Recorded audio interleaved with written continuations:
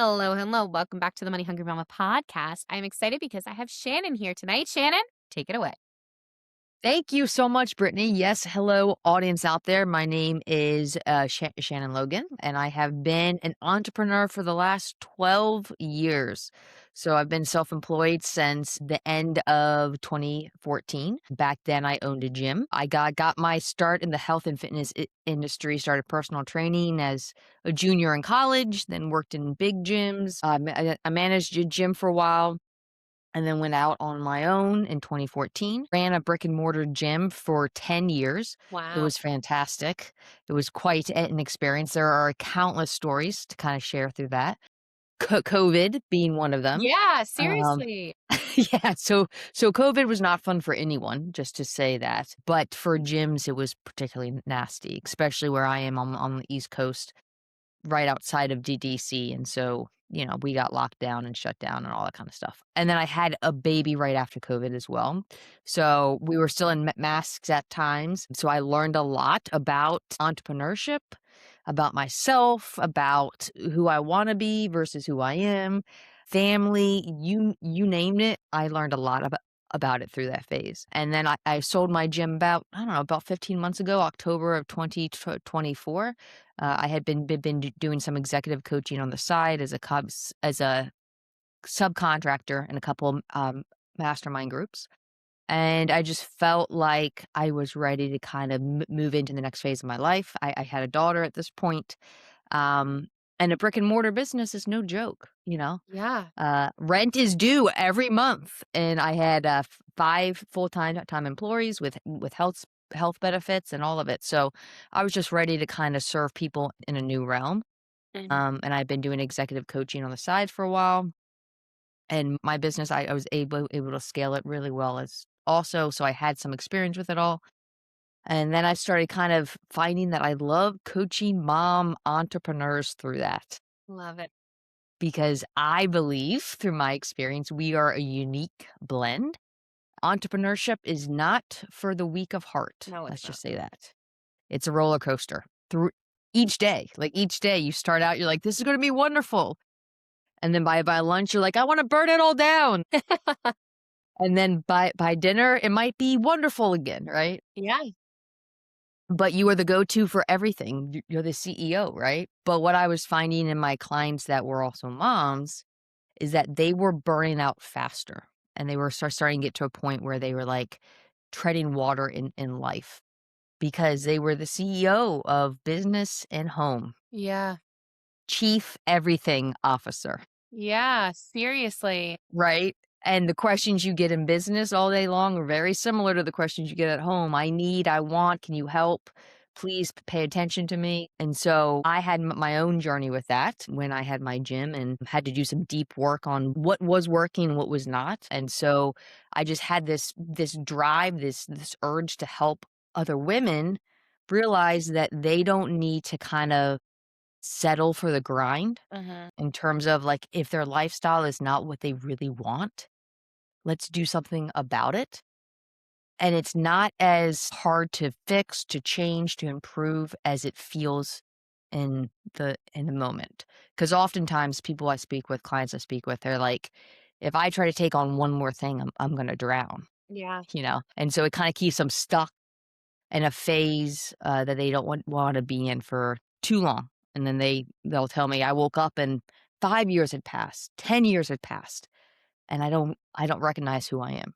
Right? So I do a lot of executive coaching mixed with, like, life coaching as well because if you're a mom and if you're in business, it's really hard to separate the 2. It So absolutely is. that's my, like, word vomit to start off tonight with. I love it. Okay, so many things, so many things. And it's so funny that you bring up how rent is always due. I think that is something when people come on here and they have a brick and mortar, I'm like, how? Like, I know what things cost. So to me, Yeah. I'm like, that stress of the overhang, even though I've dabbled with ideas of opening up something, I don't think I can ever actually overcome that obstacle in my head of how hard that would be. And I feel like, you did it for 10 years. You did it through COVID, which Mhm. is I did it with a 11,000 square foot facility in COVID. which is wild. Like, were they graceful during that period? Were they like, "You don't have to pay your rent?" They were graceful. I'm trying to think. I don't think I missed a rent payment. I think I might have been late on one of them. Mhm. Landlords were kinda graceful because they knew that, like, if I went out of the business or if their tenants went out of business, they were up a creek too, right? Yeah, Because, like, if you file bankruptcy, they basically don't get their money, and then they have to deal with the empty suite and figure out who to rent to. So it behooves them to help you. Uh, yeah, I was really lucky that, I was able to retain our clients through that phase. We had, like, a 93% retention through it, and although I was brick and mortar, we switched to, like, a virtual platform really quickly. okay. We went through a phase where my husband would wake up and I'd be downstairs working on my laptop, and I would be there all day long, and then he would go to bed, I would be in the same spot, you know? Oh my god. Because I had to take a 200-person gym that was brick and mortar and transition everything to online and do it in a way that was quick so that people didn't leave. So, yeah, like, rent is always due. Rent and utilities and insurance Yeah, and payroll, and that's just, like, to start the month with, you know? yeah. Yeah, I think what I love most about talking to you guys is the fact that it's raw and real, right? Like, people are always like, I want to own a business front, but nobody thinks of all the things that go into it. Like, I didn't even think about the insurance that you were going to need so Right. that is really eye-opening. And the fact that you did it for 10 years, just like brava, because that's amazing that you did it for 10 years. So now we transferred over and you do coaching from Yeah. home. So Yeah. can you tell us a little bit about that? Yeah, so it's been interesting only because, I went from owning a gym Hmm. where I was on my feet all day long, and I've been an athlete too all my life, so I just working out is just how I exist, like, it's stress, everything, coping, but now I work with clients virtually, so I have clients in Portland, I have clients in Texas, I have clients in New Hampshire, I'm based outside of DC, but it's on a screen, Hmm. right? And so I went from, like, 18,000 steps a day to, like, maybe 6. Yeah. And I was like, "Wait, wait, wait, this like, I can't, like, something's gotta change, right?" So, what I love about working from home is I have flexibility to work from anywhere. For example, we just went down to Florida for 10 days. My daughter turned 5 about 2 weeks ago. So, we took her to Disney. Love It's her it. first experience in Disney. She's a big princess fan. She loves all the princesses, so that was heaven for her. But then we went down to the Florida Keys for a week to see my in-laws. And while I was working, I decreased the amount I was working, but I could work from the Florida Keys and my clients never missed a beat. Yeah. So that flexibility is really, really nice. We have a house up in Maine that my parents have had for 35 years. And Wow. so last summer, the first summer I didn't own a brick and mortar, I spent a month there. Wow. So that part is great. That part is awesome. You probably experience this too, is like you have to make sure if you're gonna work from home, you make boundaries that you're gonna keep. Yeah, 100%. Because I could always be working. 100%. Oh my god. And when you own a business, you could always be working. On Christmas Day, like, Yeah. there's stuff to do. No. It is something that personally, I everybody that's been listening has now known done like 30 side hustles, was a teacher, the whole story. One of the hardest things was not working full time. And I think it's like as moms too, like we want it to grow, we want the money to come in. And to Yep, do that, we think it needs to yep, be this constant go, go, go, go, go. But here's the thing, then why'd you leave the 9 to 5? Like if you're gonna leave a nine to exactly. five to go to a 24/7, 100%, that's not healthy, that's not sustainable. Like, if you were 100%. all of a sudden jumping from a 9 to 5 where you got to leave at 5, but now you're doing a 24/7 where bedtime is getting screwed up and, they go to sleep and you're immediately picking up your laptop or it's, "Hold on, honey, 1 minute." All of those things, I think it's such an incredible thing that you brought up because it's so true. Having that whole boundaries, like, and you need to stick to them. I have a friend and she owns a wedding calligraphy business, and literally in her thing, it says, "I don't answer on Saturdays and Sundays." Like, Amen. chef's kiss. Why don't we all do that? Like, why don't I have that up? And I started making my own personal thing is a lot of what I do is on social media. call a spade, that's what it is, guys. So you guys see my face a lot on there, but the thing is, Saturdays is my non-negotiable. You won't see me on there. You won't see Mhm. me doing anything because Mhm. that is my day to be like, I don't need to be present here right this second. Because in Absolutely. my mind, every mom should be doing things with their kids on a Saturday. So, like, Yeah. who's even watching me anyway? Nobody cares. Like, we could take the day off. So, I think it's so important to put in our business, weekends are a must. Like, Yeah. unless you have a brick and mortar where weekends are your main thing or you do something with parties, Right. then pick Right. another 2 days a week. But there has to be something where you can't go from a 9 to 5 to a 24/7. You can't. And I also talk to my clients a lot about, like, the amount of time you work Mhm. does not dictate the quality of work you do, Yes. right? Yes. So I have a client right now that's a CPA, and tax season has begun, Mhm. and she's got 2 kids, 8 and 5, okay? And she was having a hard time, like, feeling like she was working as much as she should. She's successful, she's great, she's in a great spot, but in her mind, like, if she's not working an 8-hour workday, she's slacking. Mhm. And she's having stuff happen where, like, she's really having to work from 9 to 3, like, that's her block to work with her 100%. kids and stuff that's happening in family and all of that jazz. And I looked at her and I said, like, "So what? Like, you're probably getting more done in 6 hours than most people do in 10, Mhm. right? Because, like, you have to, because you're focused, you're productive, it's just who you are." But, like, for my clients, I'm like, "How can we get you down to, like, a 4 to 6 an hour workday? Because it's possible. Yeah. Because what tends to happen too, and I bet you experience this, is if your kids are in school or if you work while they're not at home, we tend to work right up to the wire. Yeah, Right, and that was my phone. In that school parking lot, we're picking yep. up our kids, checking that email, responding to this and that, and it's like, if you decided, "Alright, I have 6 hours till the kids come home, I'm gonna work for them, and then I'm gonna take 2 other hours to take a breath, Mhm. take a walk, like, do something I wanna do to have a little bit more battery reserve, like, breath when the kids get home." It's just a whole, like, lifestyle change. It So, like, is. I start to teach my clients, like, let's kinda tune into core values that you have, because that should dictate everything else that we do, 100%. and then look at lowest hanging fruit and spend time on that that's gonna make you the most money in the least amount of time, and then you can, like, have it all. Mhm. Mhm. And it's so funny too because, like, so I write books. That The Money Hungry Mama is coming up, in September, but to get that book, to write this 65,000 words, I physically turned my writing time into me time. And maybe that Mm, can help you guys out too. Like maybe it is, yeah, you are working a full-time job and then you want to build something on the side and you look at this is what I did, my 8 to 10 p.m. I knew the kids were not getting up to 8 to 10 p.m. I knew they weren't. So I'd make myself like a coffee or a Shirley Temple or something really fun. yeah. And that would be my me time. I lit a candle. I listened Mhm, to classical music. I mhm. didn't sit at a desk. I sat in my chair. If you can also turn your working if you're doing it as a side hustle and everything, into a sort of me time, which will make it more sustainable for you, right? But that doesn't also mean that that's taking care of yourself. That's not what I mean. It just means that it's not something that also becomes unbearable like everything else.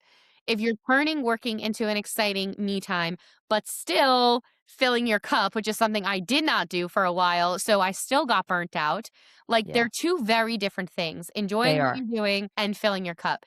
And I think we have a really hard time defining the 2 Mhm. because I was like, "Oh, I'm sitting in my chair. I'm having a great time." Like, blah, blah, blah. But then, sure enough, I mean, there's only so many times you can work basically 24/7 before your brain's like, "What are you doing? Like, Oh, yeah, are we do we yeah. enjoy this?" We used to, and Yeah. and this is something I find too, like, oftentimes people that go into business, they take a hobby Mhm. or a passion, and they're like, "I love this.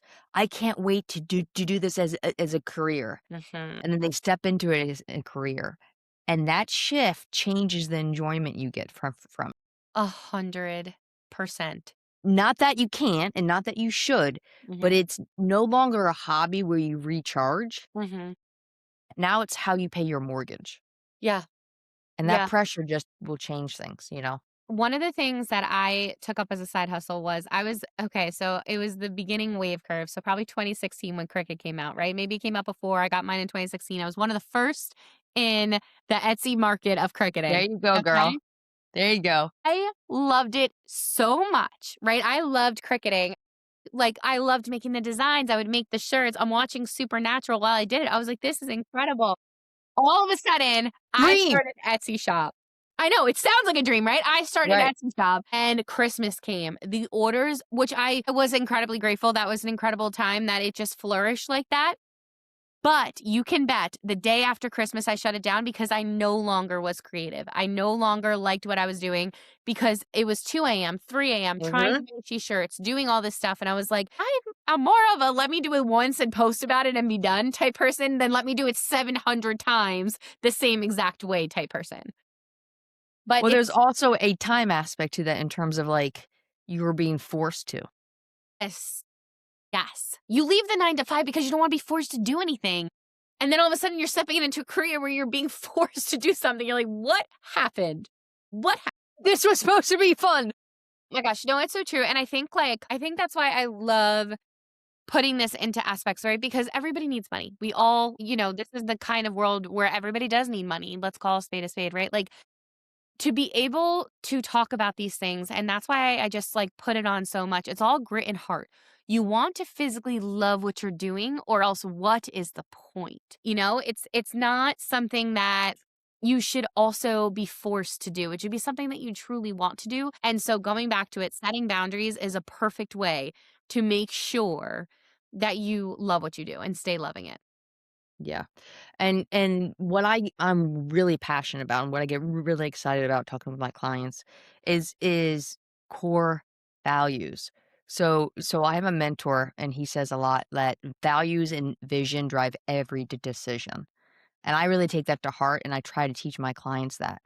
Because what we as a society so often do is like we'll say that we know what our core values are, or like we'll go, they're this, and this. And then when we stop and I look at where you spend your time and Mhm. when you spend your money, they're often not what people think they are. Yeah. And then there's shame with that, or there's guilt with that, or there's all these things. But often what I find with my clients, especially moms, is that there's this friction they have inside of themselves, and they don't know why. Things just feel off. They just don't feel content. They want to feel content. Like things look good on paper. They have the family, they have the career, they have the job, they have the husband. Like things look like they should be content, but they don't feel content, and they're not really sure why. They just feel exhausted. Mhm. And oftentimes people skip that step, and what ends up happening is they're trying to meet everyone else's expectations, all the shoulds that we're told, Mhm. and you'll never measure up. You just won't. It's impossible because the shoulds constantly change based Yeah. on the month. No, Like, they absolutely do. They based on the absolutely month. do. The So, like, I take a deep dive with all my clients, so the first thing we do is, like, go through core values, and I put them through a workshop with it where they really take the time, cup of coffee, comfortable chair, it's enjoyable, but they reflect on the things that they enjoy, that fill their cup, that they feel excited about, that they're passionate about, and we come up with, like, 4 to 5 things, and once that feels true for them, we go into to their business. We look at, "Hey, is the business actually walking these things out?" And oftentimes it's not in some capacity, and you'd be shocked, like, once we start to make those 2 things match, the business takes off Yeah, I love that. because everything's working the way that the person is designed to thrive. 100%. Now, for mom entrepreneurs, Mhm. how can they create a system that grows their business without burning them out? So, I would first walk through core values, right? Like I just said, like, have a really good idea of what that is and be open about it. And what I mean by that is, like, don't feel like you have to conform to what you think they should be, because that won't ever bring peace, contentment, joy. Mhm. Like, actually be true with what they are. If it's money, say money, that's cool, like, it's no shame here, but if it's fitness, if it's faith, like, be true to Mhm. to what it was or is. And then think back to, like, when you started your business in the first place, what made you excited about it? Mhm. What made you be like, "Man, I can't wait because" and, like, that's your gift that I think that you were put here to do. And so it's looking at what that gift is Mhm. and how can we monetize that that's fulfilling for you Mhm. because that work won't burn you out Mhm. and you'll be excited to do it. I'm not saying every second of each day you'll be like rah, rah, rah, but you'll have a purpose that wakes you up and makes you want to do the work. Yeah. 100%. 100%. I feel like when we're going through it and we're getting our core values and we're getting into the right mindset, what are a lot of the blocks that you see that us women are having when it comes to doing our own business? Great, great, great question. We're trying to be everything for everyone, and we've lost ourself in the process. And as a result, like, that's why people burn out because they're trying to meet these expectations of Joe Smith, of hubby, of kids, of employee. But if you don't have a North Star for you in terms of, like, who you are, what drives you, what purpose, like, what your why is, Mhm. then you're just gonna be chasing your tail every day because you're gonna try to be pleasing, making acceptable, meeting expectations on all these realms, on social media, on employees, on my Stripe account. Well, I made 8 grand last month, but I really should have had 12. Maybe, maybe not. Like, where does that should come from? Are you comparing that to someone else that you know? Is that where that should come from? Or is the should because that's what you need for your bills? Like, where is that coming from? And they've lost themselves because they're constantly taking care of everyone at work and everyone at home. 100%. I think, that's one of the themes I see here on the podcast is a lot of moms even bring up that what they love most about their business is they're them again. They're not so and so's mom, they're them, which I think is such a beautiful thing that, I love being a mom. Literally the best thing that's ever happened to me in my life. But Agreed. I also love the fact that in this space, nobody really knows that I'm Noah or Ella or Luke's mom. It's just Mm, Brittany. mhm. And I think that that's a really cool thing to have in our businesses where it's like, hey, like this is my space again to be just a girl. And that's it. Like you don't know me as anything else. And I think that that's Right. really cool. I Yeah. love that. So you also like talk about having planning resources. What's a top routine or tool that you would help tell us that we should absolutely be using to navigate? Yeah. So, end of day, how we end your day should prepare you for how you start your day. Okay. And what I mean by that is so many people I talk to in the world in general, moms, entrepreneurs or not, we're reactive.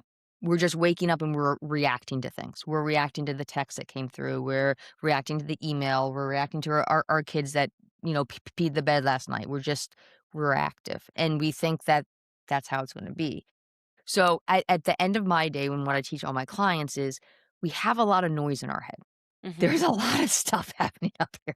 All the time. Thousands of thoughts, hundreds of thousands of thoughts. And part of our decision fatigue, part of our mental load is keeping all that stuff in here. Mhm. And there's actually a change that happens psychologically and in the body when you get that stuff out. Your central nervous system can decompress. Mm. So at the end of my work day, I do something I call a brain dump. And I just dump out everything in my head of what I still have to do. Love it. Work or mom, it can be either or, and I just dump it all out. And what happens when you write that down or type it, you can type it, but as it comes out, your brain will close the loop if it's a tab on your home screen. And what Love it tells your brain is like, I've done something to take care of that. So like that kind of takes some load away. And so once that brain dump is done, I want you to look at your day tomorrow and kind of have an idea of what the schedule is, what has to happen, like what your routine, your blocks are going to be. And then look at your brain dump and say, like, what is the one or two things on this list that have to happen to make tomorrow successful? Mhm. And each day's success is going to change, Yeah. right? Like, It could be I have to get my kid's school form in because if I don't, they're gonna kick my kid out. Like, and that might be success for tomorrow. Yeah. Or a success might be I have to be on the sales call and I have to be prepared and I have to close this deal because it's really big for our Q1. So, like, on that list, what is the 1 or 2, no more than 2? We wanna say it's all of them or 5 or 6, but once you do that, you just spin out again. And then you look at your day and the first block that you have to do work to kinda have action to be taken, you put that there. Love it. It's that whole concept of, like, eat the frog first thing, Mhm. because once that gets done, your day is successful. You have to remind yourself that your day is successful, Yeah. but you've gotten the important stuff done. And so you're taking control, you're reactive, I'm sorry, you're taking control, you aren't reactive, you're being proactive, and, like, you wake up with a plan instead of waking up and being like, "Oh god, I have to do lunches, and I have to pack my work bag, and I have to get back to this client's email." It's like, "Okay, I'm gonna get up, I'm gonna do those things, and then I know I have to get this most important task done." Yeah. No, I love that. Okay, so right before your episode, there's gonna be another beautiful human, Zarina, and she was talking about every single morning. I thought this was brilliant. Literally, we interviewed on the same day. I just interviewed her this morning. Look at And that. but she'll be coming out right before yours. But she does this thing where she wakes up an hour before her kids. And that's how you do it too. See, no, I am the only psycho then that wakes up when the kids wake up and I'm like, I gotta do that. No, no, you aren't. Like, the majority of people do it. I try to get all my clients to wake up at least 60 minutes before. So what I like to do is I get up if it's a weekday, Hmm. okay. If it's Monday through Saturday, I get up at 5 a.m. and my daughter gets up at 7. If it's Sunday, I sleep until 6:15. But why I do that is from 5 to, like, 5:45 or 6, I wake up, have a cup of coffee, I do my prayer, meditation, it's important to me, that kinda gets me centered, and then I get about 75 minutes of work done, and that's my most important task of the day. Love that. And the world is quiet. Yes. My Yeah. house is quiet. What time do you go to bed? 9. Okay. See, my Yeah, husband, I told him yeah. about this crazy idea of me waking up before the kids. And he was like, let's start with 6 o'clock because right now I'm waking up with them at 7. He's like, let's start with 6. And then next week, if you feel good about it, we'll do 5. He's like, what time do you have to go to bed? Right now, we're going to bed at like 11:30 to 12. And I'm like, what am I doing? But It's hard. honestly, what we're doing is we're hanging out, we're watching a movie, like we're, being a couple because we don't see each other all day. And I'm like, no, Amen. I have to go to bed at 10. I was like, "So that's what I have to start doing so I can wake up and do my day before the kids wake up," because I feel like this concept to me is just so great because I wake up and then it's like rush to get the kids ready, rush to do the lunches, rush to do the breakfast. I'm in a whirlwind. I'm It's dizzy. horrible.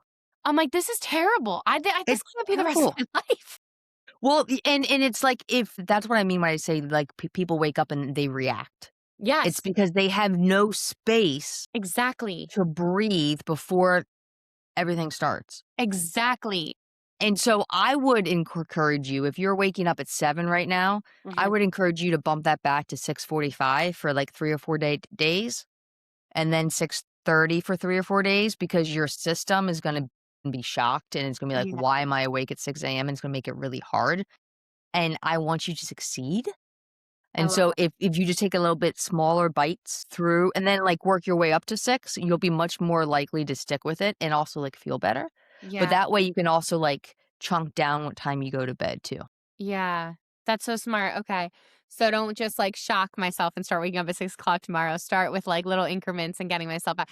No, it's so true. I just love this concept because today of all days, I like woke up and I was like, this can't be it. Like I can't keep reacting. This can't be it. Exactly.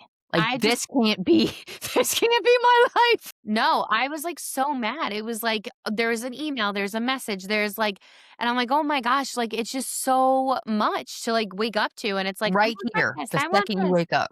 Yeah. Yes. It's crazy. And, like, on Sundays, I'll sleep till 6:15, and because, like, I wanna sleep in, it's my rest day and things, but there are plenty of times where I'm like, "Man, I really should get up at 5:45 because I just like being alone, and my house is quiet." Oh, that's Like, I don't wanna work, but, like, when I get up at 6:15 and then my daughter, she's like a clock, she wakes up at 7 on the dot. "Hi, mommy," at 7, it goes by very quickly. yeah. 6:15 to Yeah. 7, I'm like, "Wait a second, you're up already?" Like, I'm just starting to read my fun book, like, I think I should have another hour by myself. I love you, but go back to bed. No, it's so true, and I just feel like I personally would just be I find myself, like you said, getting reactive where it's like, get your shoes, get this. But maybe if I was up and I wasn't in such a rush, I could be like, oh, like, do you have your shoes? Like, just a more calming experience for everybody because I'm calmer. You know what I mean? I mean, luckily I have that voice that just like sounds nice even when you're yelling. But like they don't realize that it's me yelling, but like I know I'm yelling. So it's just like one of those things that I think like waking up earlier would be just a really smart thing to do. It gets a bad rap because everyone's like, "Oh my god, wake up early, how could I do that?" But if you look at how we spend our evenings, like, I'm all for some Netflix and chill, like, Ugh, that's too much. I love it, right? But I did run an experiment once where I, like, stayed up with my husband for a while 'cause that's what we did. You know, my daughter would go to bed, and we would stay up until 10 and watch a show on the couch. And, like, while we're in the same room on the same couch, I'm not actually, like, connecting with him in terms of, "How are you? How was your day?" Like, we'll have some of that, but we basically just veg out on the same couch and, like, you know, Decompress. good yeah. So I switched and I was like, "Alright, what if instead of that, I did, like, 30 minutes after my daughter went to bed and, like, actually spoke with him, like, share some of our days, but, like, keep it to 30, and then I went to bed, like, how would I feel? How would we be? Because I don't wanna sacrifice our couple time, Yeah, but I also wanna have some room on the front of my day, for sure. and what I found is, like, we actually felt like we were more in tune from, like, that than being on the couch till 10 o'clock, like, with Netflix or or a movie or whatever it is, just because, like, you're there, but you're there kinda passively, so Yeah. it's not like you're engaging in a way that's actually that valuable, I guess. No, that's so true. It's so true. And it's like you're right cuz like even though we have like conversations during, it's not like full attention, you know what I mean? It's both of us basically just decompressing and like laughing and like talking in between, but not like yeah, no, it's so true. And I told him what I want to start doing and you know, I'm giving it today. Tomorrow starts Lent, so I'm like, you know, every single Lent I become a new human. So tomorrow I said to him, I was like, you know, tomorrow it's like starts our day. And he was like, okay, what are we doing this year? Cause like we usually do like the same thing.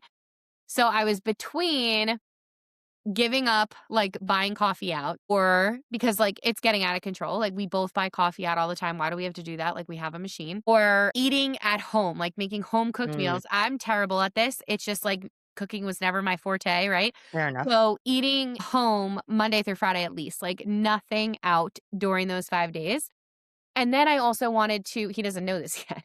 I want us to start journaling at night. Like, it's just like, Mm, you know, like, write out what happened in your day, like, you know, just kinda decompress. And if he doesn't wanna journal, he can read a book. Like, instead of us yeah, watching TV, like a yep. reading downtime to actually decompress, because I feel like I also binge watch shows and I can't stop watching them. And if you actually pay attention to how your mind and body feels after that binge, you don't feel more relaxed. Yeah, Like, no. you don't feel like you can breathe deeper. It's so interesting, like, because we all go to it because it's easy, it's passive. Yeah, But when I, like, read at night instead, I'll get a fun book, like a book that is just easy to read, it's interesting, it's not a self-help, it's not a business yeah, book, it's fictional.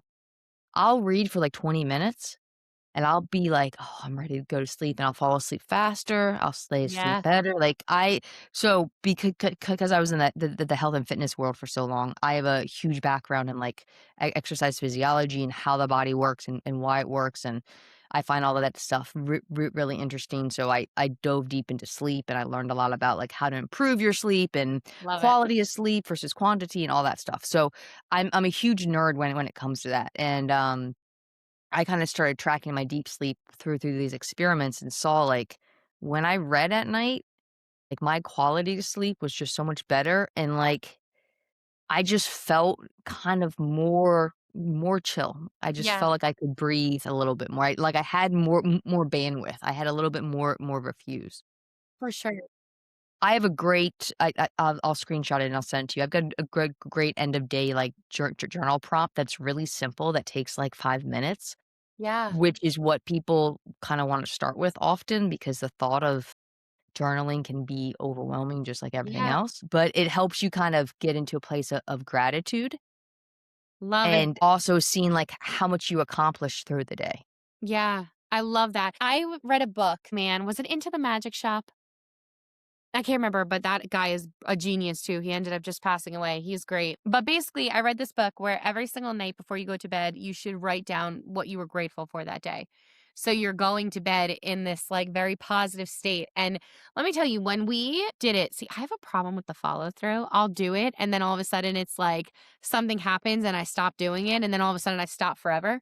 So it's like I need to get better at keeping my habits and just like sticking with it. But we did so good, and even he was like I got him just like a little 99-cent book from the Dollar Tree, and I was like, "Just 1 sentence every single day is something that you're grateful for." And we just were going to bed in such great moods and Yep, waking up in such great moods, and I yep. was like, "Even if you guys could just do that, even if you're not a big journaler, because obviously I'm not, I'm trying to get into it, but and I think I'm not because I write books, so it's like I'm writing all Mm, the time, it's like, why do I wanna right. journal too? That makes total sense. Yeah, but for me, just 1 sentence a day. Just 1 sentence about something that made you so happy, I think is just, like, a beautiful thing. And to tag team on that part of why you wake up happy the next day too is, like, your subconscious brain through the night is processing that. I love So it's actually, like, absorbing it and then, like, thinking about it as you sleep, and that just creates a totally different headspace than what the majority of us do is go to bed and thinking all the crap that we didn't get done Yes, and the things we're stressed about, yes. I and feel then so wonder why we don't sleep well and wake up the next day miserable. no, 100%. I feel so bad. I'm planning this book tour. Let me tell you right now. I have 2 girls that are helping me. Amazing, amazing. Melanie and Megan, you guys are the friggin' best. I text them at like 10:45. I'm like, "And we need to do this. Make sure your phone's on silent. Here they come." And I'm like, this. And I'm like, "What is like I can't think like this." Like, it's and they're so good. They just, like, put up with me. But at the same point, you're so right. Like, it's like you finally lay down and it's like, "Oh my gosh, there was a zillion things I didn't Yep, do today." yep. Let me count all the ways of what I didn't do, even though you could have done something that was incredible that day and you're like, "Nah, there's still 75 more things I should have done." Gonna focus on the things I didn't get done. It's so true. So for me, my work day ends at 2:30, 2:45 because I Nice. have to go pick up my daughter, and that's my time. So, like, I do my brain dump, but there's a lot of life that happens between, like, 3 PM and 9 PM. Like, I might have dumped my brain then, but it's filled back up, you know? Yeah, So something else that I find helpful is that there are some days where I do, like, a second brain dump, so I put my daughter down at 8, and then I'll do a second one, I just get the shit out. I I love just it. and then I take a hot shower before I get in bed, so it there's, like, some space between when I've done the brain dump and when I Yeah, try to sleep, so it's not, like, right after. yeah, But I do tell my clients a really easy trick too is if you're someone that wakes up and your mind's just racing, keep a piece of paper by your bed and just get up and write those things down yeah, because one, you're like, "Oh, I can't forget this, like, don't forget this," and it's keeping you awake. And then two, your brain's trying to, like, solve things and, keep track of it, but if you write it down, it'll let 100%. it go. And then it's all there for you, like, you can wake up and it's right beside your bed, but, like, you'll be able to kinda shove some of that stuff off and No, it's true. hopefully chill back out. Yeah, and if I do it at 8 PM like a normal human and not at 10:45, that would be a lot better too. Well, do you happen to have an iPhone or you're I do. Android? So, you can schedule text messages now. No, Did you know that? I didn't know that. Yeah. They don't need to hear from me the second I think of something. I can schedule it for normal hours. Like, I'll do that because, again, I wake up at 5 and I'll be thinking things. I'm like, "I need to text this person," Oh my gosh. but I never wanna do so, like, I've been thinking for years, like, they need to find a way to schedule text message, and iMessage finally did it. Yeah. So, It just blew if my you're in mind. it and you go to, like how is it? You go to this is gonna benefit Oh my everyone listening, like, the plus sign huh? down on your phone, you're typing, and then you scroll down and it sends "Send later," and you can schedule a time. Guys, Megan and Melanie, if you're listening, she just saved your life. Wow. My gosh, I could literally send to them the next day. I love this. But dump out at 10:45. But dump out so it's out of your brain and Yeah. you can let it go. 100%. 100%. That's so great. That is so I great. And it's so I funny. totally sent my pastor a text at 5:45 this morning, I and I scheduled it for 9 a.m. because I was like, "I definitely don't wanna forget to do this," but I don't wanna text him at 5:45 in the morning. No, I would have probably just sent it. And I usually, if I'm sending it that early, it's not just them. Like literally, like if something comes into my mind, I'll text somebody. But usually before it, I put, hope your phone's on silent. Send it. And I'm like, let's fingers crossed that I didn't just wake you up right now. No, that's exactly how I've lived life. So if you've ever gotten a text from me at like 5 a.m., 5:45 when I'm like crazily up in a like a whirlwind, you now know I can schedule it for later. So As long as it's iPhone to iPhone. okay, cool. You can't do it with Android. Another reason, sorry listeners, Apple is just better. I'm an Yeah. Apple girl. We're not gonna argue here. I'm an appler. I am. I'm like looking at my Mac on here while I'm holding the apple. So I love it. I love it. It's so true. Where do you see yourself in the next 5 years? Oh, this is a great question. Where do I see myself in the next 5 years? So, I've had quite a interesting past in terms of I was married once before, I went through a divorce, I've gotten sober, I've been sober for 11 Uh, plus years, I started a business, like, I've just been through some stuff, and what that has taught me is that everyone is going through something. 100%. 100%, right? And often the thing that they're walking through, they think, first, no one's been there before, and 2, it's just gonna be this way. This is just how things are gonna be. And I was blessed enough to learn that's not true and that there's a lot of action that can be taken. There's a lot of help that can be given to get you out of whatever you're in. It can be a bad marriage, it can be a stagnant business, it can be identity in terms of I just don't know who I am. So I really love helping people realize that and then helping them like in empowering them to take those steps. And that's what I love about business as well is oftentimes business is a reflection of the person. And Love that. so and to answer your question, I went off on a tangent, but to answer your question, I love coaching my clients one on one. I do a ton of one on one coaching. I have a group program that I run once a quarter, but I also want to get into retreats as well, and like hosting weekend retreats and having more workshops and like speaking gigs where I can kind of go out and share some of my story and kind of hopefully inspire people that like you are amazing just as you are, and you are gifted, and you also, like, don't have to be unhappy if you don't want to be, that there's a way out, and it starts just, like, with some simple steps that, like, I'm happy to walk with you if you want, or, like, I know people that could walk with you too. Yeah, I love that. I love that. I think like one of the biggest things is, you really don't know what other people are going through. And I think just like doesn't mean that they have a right to treat people the way that they treat people. But in my mind, like if they're that nasty, if they're that whatever, it's like, man, what hurt are you Yeah. enduring that those words are coming out of your mouth? Like, no one is born a bad person. I mean, look, if for context, look at all the villains. You know what I mean? Yes, there's people that have sickness and stuff, but no one is truly born a bad person. That is like something that happened to you or instilled Mhm, or, mhm. and I just think that to see some of the things that people say to each other, especially in the social media space, it's like, Man. I could be so angry at what you're saying, but at the same exact time, it's like you're probably hanging on to a lot of your own anger, and that's really sad for you. Mhm. Yeah, and especially, like, when you become a mom and you see Yeah. a human come into this world, and they're so pure, and they're So so, like, just innocent and, like, just the greatest thing ever, and that's how everyone started, mhm. and it's exactly what you said, like, things have happened to them along the way that's caused pain and hurt, Yeah. and the majority of us don't know what to do with that. Yeah. Yeah. And we don't know what to do with that because we're not looking past the words in the screen that they're saying. It's very hard to give people always the benefit of the doubt. And, there's so many things now that it's like, oh, protect your own peace, protect your own boundary. But I also think there's a line to that too, where it doesn't mean you can be rude. Like, doesn't mean that you should be, No. yeah, like there's Yeah. a lot of things out there where people like, There's a lot of gray. There's a lot too of much shades of gray. gray, not just black or white. Percent. As an incredible book series was written, shades of gray. There's Yeah. just stuff Oh there. my God. Love me some shades of gray. No, it's so true. It's so true. Yes. What does being a money hungry mama mean to you?